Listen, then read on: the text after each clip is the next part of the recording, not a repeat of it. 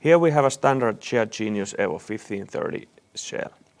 On the loading side, we have loading device with a fixed loading table for 3000 kilos of sheet material once. Then on the unloading side, we have C1500 sorting conveyors from where we can drop smaller parts to the Euro pallets.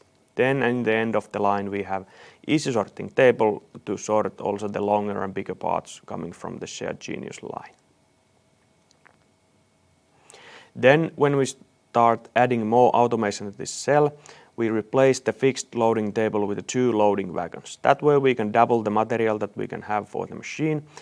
Plus we can also load the other wagon while the other wagon is being used underneath the loading device for feeding the machine. And that way we get the machine running longer without stops.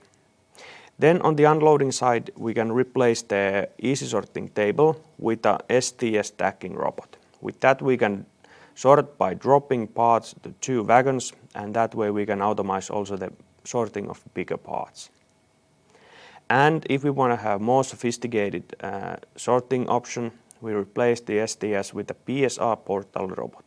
With that one, we can pick and stack parts to the tables or wagons and have more accurate stacks for the parts, and we can also stack more complicated parts coming from the Shear Genius.